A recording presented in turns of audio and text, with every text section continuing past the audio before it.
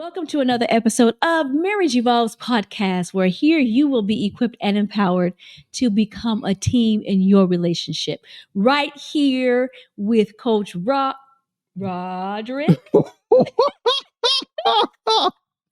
and Coach Roshawn. That's fine, girl. That is just fine. Don't overthink Anyway, it. Don't overthink thank you it. so much for those who are choosing to watch the rebroadcast and to join us. Make sure you go to our Facebook, Instagram, and our YouTube podcast and click the notification so you can know when we're going live for any event. And we are so excited for what's going to transpire on right now. Wow, I guess I must have wowed you or something when you looked at me because you kind of froze up on what my name was for a minute. For a second there, you just kind of lost me, but I done came back. I guess that's what happens after 27 years of marriage, folks. Ooh, really now? Yes, but I will say you're looking mighty fly yourself today. Why, thank you. Mm-hmm. Thank you so much. Yes. And so you are looking mighty handsomer, whatever the word is. Yes, you're a little tongue-tied there today, huh? Yes, I That's am. all right. But you know what? You have that effect. Well, I'm glad to have that effect on you. And I'm glad to be a part of this team with you. Yes. I'm glad that you decided to remain a part of the team. Well, look, I just want to highlight one thing that you said in the introduction for those who first time may be joining us. Mm-hmm. May ask, why do y'all say two hearts, one team, one purpose? What is that all about? My wife and I, we're two individuals, the two hearts, but yet we're operating as a team. We have one singularity purpose. We have one goal in mind in our marriage, and that's to fulfill God's purpose, which we're doing right here, right now, and sharing what God has given us to give to the masses. Mm-hmm. And so that's why we say we're two hearts with one team and one purpose. We're two individuals working in the conjunction for fulfilling God's mandate on our life. And that's what that stands for. That's what that's all about.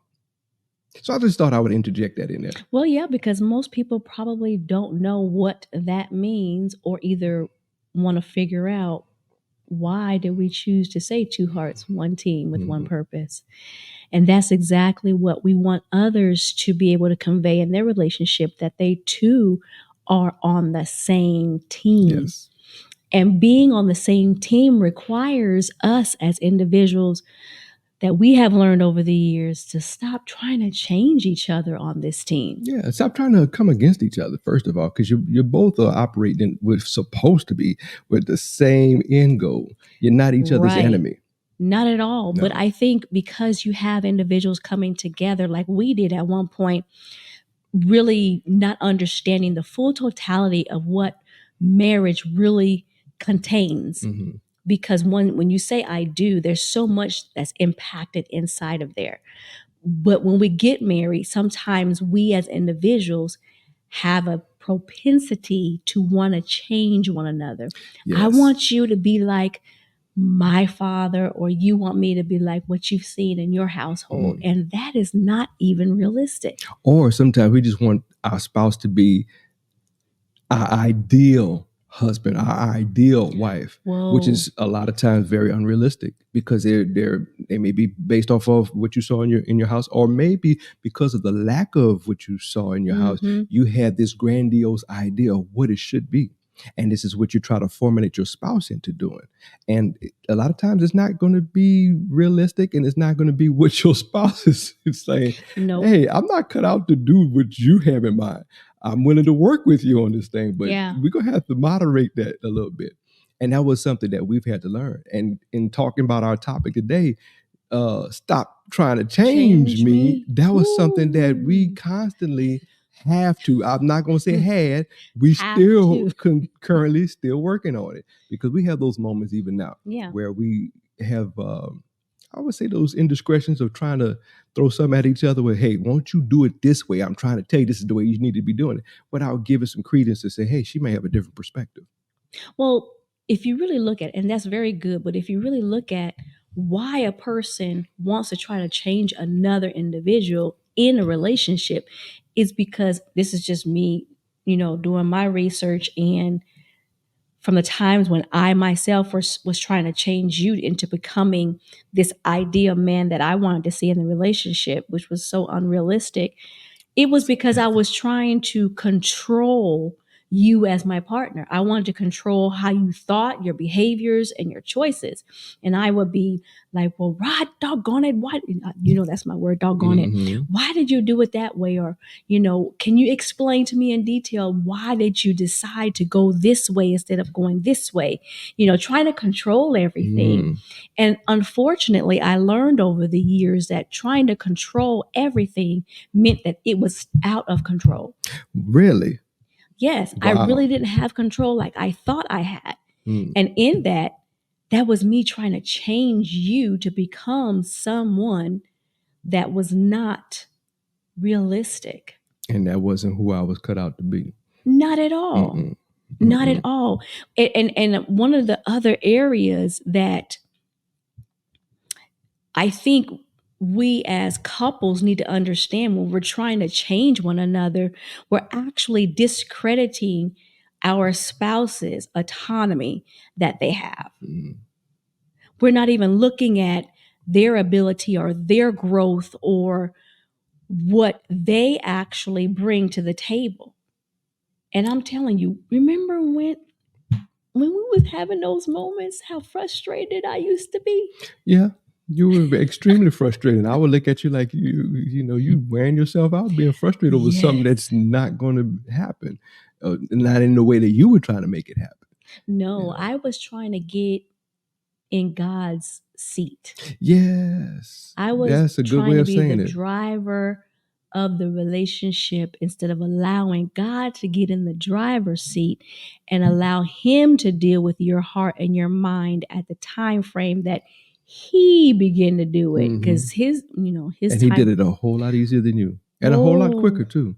he sure did. Yeah, and I'm glad you brought that portion up, because as I'm listening to you, I'm thinking myself, another way of you can really pin this down, when you are trying to change your spouse, Hmm. your mate, essentially you're saying, I don't like your qualities of what God has given in and put in you. I want to formulate you the way I think is best. I don't care what God has given to you, what strengths you have. I want you to have what I think is the strengths you should be having. Yeah, yeah. That, Let's let it sit in for a moment. That's a yeah, Selah. yeah, because that actually goes back to what I was saying, getting in his seat Mm-hmm. and trying to dictate Mm. what and how your spouse should respond, how they should react, what they should do. But you were trying to do it out of love, right? You know what? I don't even know if it was love or more so me trying to control something that I know that I couldn't control, which Mm-hmm. was you. Yeah. And I remember years ago when my mom told me, she said, "Baby, you cannot make a grown person change or do anything that they do not want to do." And I've learned that over the years. I don't care if it's your spouse, your children, or whomever. We as individuals cannot make another person change. No, we cannot. We can only give them the great advice, take them to the well, but we can't make them drink. You can't, and that's a big misconception, and that's why I threw out, the statement about it was through love that you were trying to do it, because Mm-hmm. some people believe that love can change anything, and that's a big misconception. Love can influence, love can challenge, Yeah. love can make the other individual think about some things, but it's not going to change them. They have to be Mm-mm. willing in their own mind and their own heart to say, you know what, I need to adjust here. I need to shift. I see what my spouse is saying. I hear what they're saying. Mm-hmm. And I need to go ahead and shift my way of interacting, communicating, behavior, whatever the situation is. But it's the individual making the change. It's not because you're constantly loving them to change. They're changing because they want Yeah. to. Now, that love that you're imposing upon them, if you're doing it the right way, it's going to help encourage them and influence them, not manipulate them to make that change. But what's interesting is because what you're saying, that gives me the frame of mind to think that, okay, if I just love them hard, love them enough that this will make them change, or this will make them become better, or become who I want them to be in whatever area of the relationship we need change in from our spouse. But that is not factual. A person will temporarily probably make a change, but it will not be a lasting forever change, simply because you're doing it just to bring peace in the relationship, or you're doing it at that particular time, but still overlooking the importance of respecting the difference of your spouse. A good example of this, and there's several really, but the first one that just came to mind was the prodigal son. No matter how much the father loved his son, both of his sons actually, they both chose to react and respond in different ways. Right. One outwardly reacted, and he came to his father and said, "Give me my inheritance," which is something that's supposed to be due to you after I'm gone. Right. But he wanted it while he was still alive. So he had a blatant disregard for his father, even though his father loved him. And it shows even more so how much he loved him, because he actually gave it to him and let him go his own way. Now, the father probably the word doesn't talk about it, but he probably more than likely wanted his son to not take it, or to take it and stay. But he chose to go, and he let him go. But the father never stopped loving him throughout all of that. Okay. And he stood daily waiting for his son, because the word said when he was going out and he spent all his money, did all what he did, and he finally came to himself and he was coming back, the father was afar and he saw him coming back. So let us know that love was there, but the love did not manipulate him to change. He allowed the situations, he allowed him circumstances, he allowed his son to make the change himself, which meant that he had to love him through his mess. And that is a key thing right there. You said two good things right there. That he loved him enough through his mess, which in this society, many people choose not to love through the mess. They want the mess to change simultaneously, instantly, like right now. Either you're going to do it or I'm out the door. Love is patient. It really is patient. Or not or either, but you also mentioned how as he was out there afar. Yes. Not in the place of where he should have been. Like sometimes our spouses are not in the place of where they should be. He still loved him. He still wanted him to come back. He still showed him all of the things that he needed to, even while he wasn't even there. And that's the part that I'm like, wow. We as spouses, it is so important for us to respect, because his father respected him even though he was not there and did what he did. We as spouses need to even still learn how to respect one another, even when we don't like how our spouse is acting, responding, or doing whatever they need to, or choosing to do at that time. As we mentioned earlier, we need to accept their unique qualities, accept their unique experiences that they bring to the table, even their preferences. But I don't want to accept the fact that you are slow, or you don't consider my thoughts. I don't want to accept the fact that, when we get into arguments, you always leave for whatever reason. I don't know the reason why you're leaving, but I don't want to accept that. I don't want to accept that you still dibble and dabble into pornography, or the fact that you still have a lust problem with having to deal with looking at other women or other men. I don't want to accept those areas of your life that I know needs to be changed. So if I don't want to accept that, you tell me, what am I supposed to do? Continue to pray and seek God, first of all. But the other portion of it is, if you really truly love that person and you want to see them come through that, continue to allow godly love to win them over. Like I said, don't manipulate it, but allow the godly love to win them over. That doesn't mean that you're a fool now either, and just let them Right. continue to maneuver in the way that they maneuver and just walk all over you. But at the same time, allow godly love to permeate through your words, your actions, and your deeds to hopefully influence, as we said earlier, Yeah. influence that other person, influence your mate to make those changes, to encourage them to make those changes. There were, I now remember what it was that I was getting ready to say, and that was manipulation. Yeah. That one You right said there. that word twice. Mm-hmm. And even in marriages, if you love me, you will do this for me. If you love me, you will change. Mm. If you love me, you will do A, B, C, or D. Mm-hmm.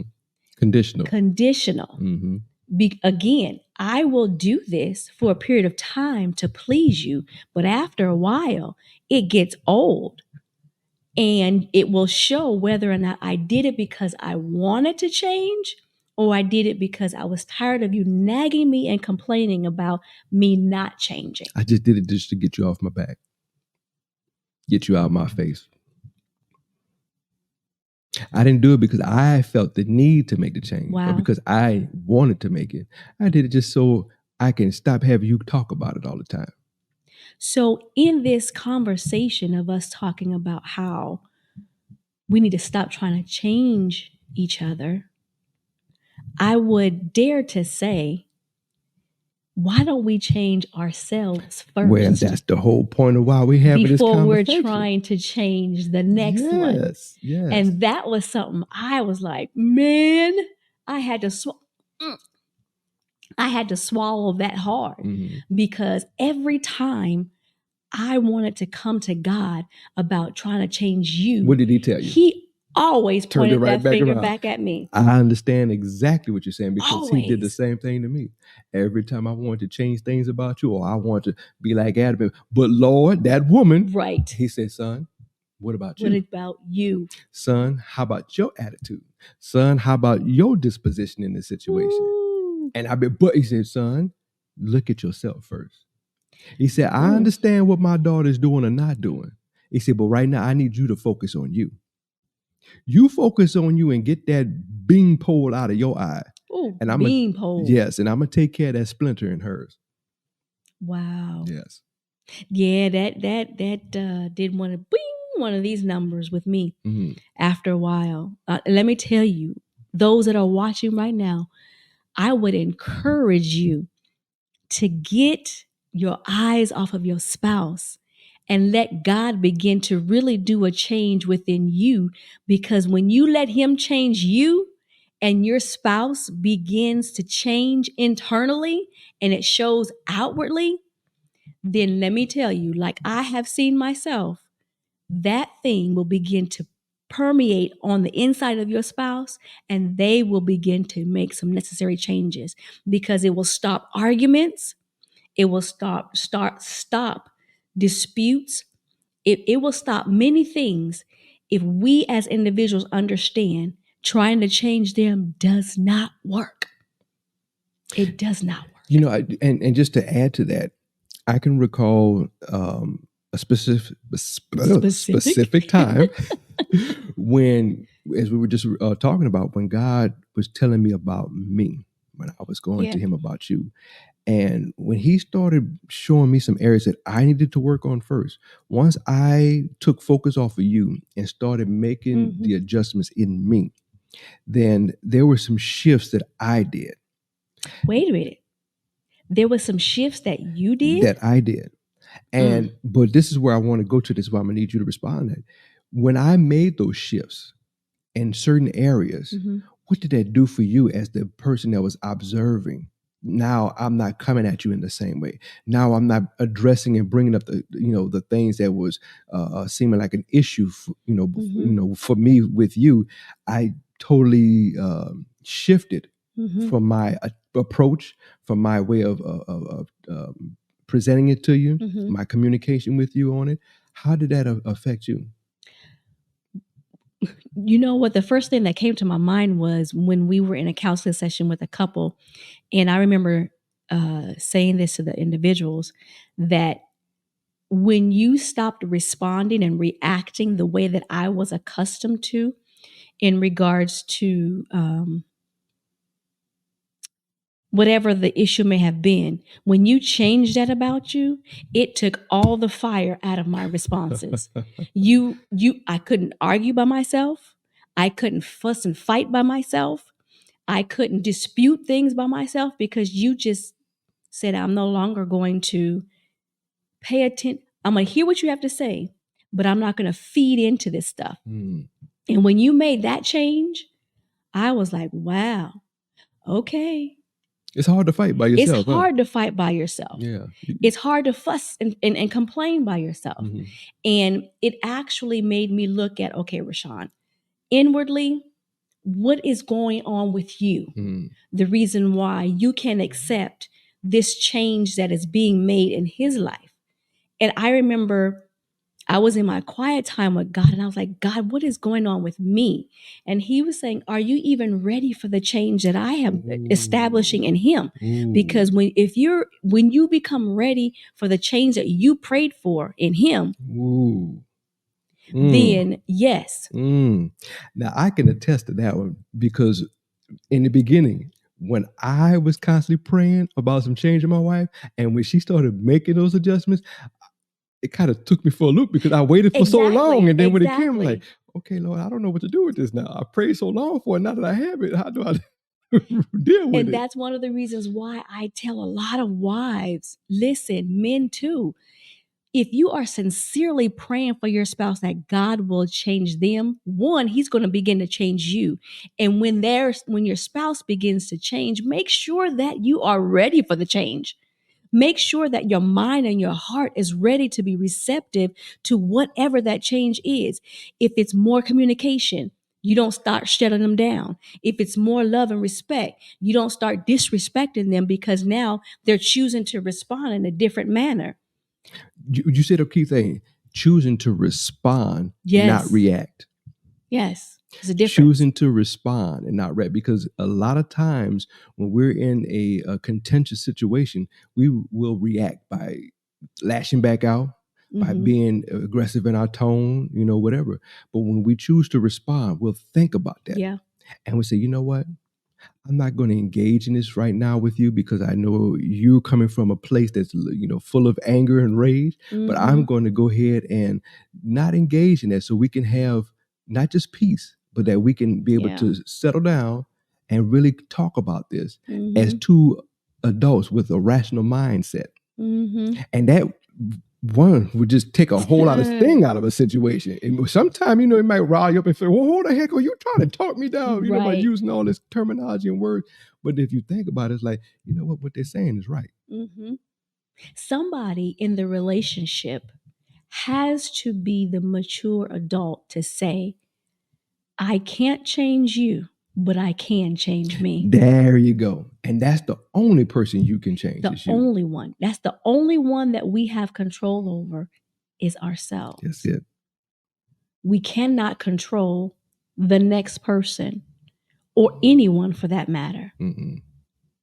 You only got the power to change you within. But, yes. but even with all of the different changes, not the changes, but even with having these conversations about how we need to stop trying to change our spouse, look and see what is it within us as individuals that are making us want to feel like we have to control everything. Because there's an underlining, underlining impact that's there. The reason why we feel out of control when we don't and cannot control somebody else. Well, I know for us, a lot of it had to deal with self-esteem issues. Ooh, bam. Yes. For me, I felt like because of the ability to be in control, especially at work and being in charge, coming home, you want to continue to convey that. Because you couldn't be one way at the job and then come home and just be belly flopping upside down and having somebody run shot over you. So I felt I had to continue to do that at home.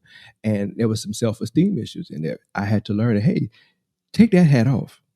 You can be boss man at the job, but when you come home, you don't have to do all that. But you can approach it differently. Yeah, but I had to, when I got into that, into the corporate world, It was a too shift. Then you had, shifted with yeah, it. Because I yes, had to remind you a couple of times. Hold on a second now. You yes. the executive on the job. Don't come home being the executive. Exactly. So it was like I had to change that mindset and not feel like I had to come home and tell you this is how I want it done type of thing, because at work I was able to do that. Yes. And okay, I need it by this time frame and this and the other. And home is different. Yes. And I believe if people would take those hats off and learn, okay, I cannot do them or change them like I'm trying to control and change the people on my job to get them to do what it is that I want them to do.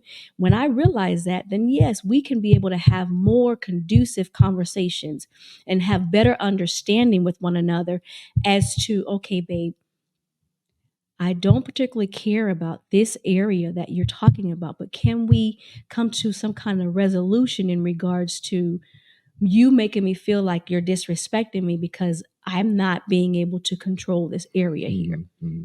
So there are, I don't think people realize there are detrimental effects of trying to change your spouse, that if you're not careful with that, it can happen so quickly and easily, and you'll wonder why they're not responding to you at all. Yeah. And it has nothing to do with they just don't want to. Yeah. One of the I would say one of the most prominent detrimental areas is it undermines trust in the relationship. It does. Yes, it undermines trust to the point to where the individual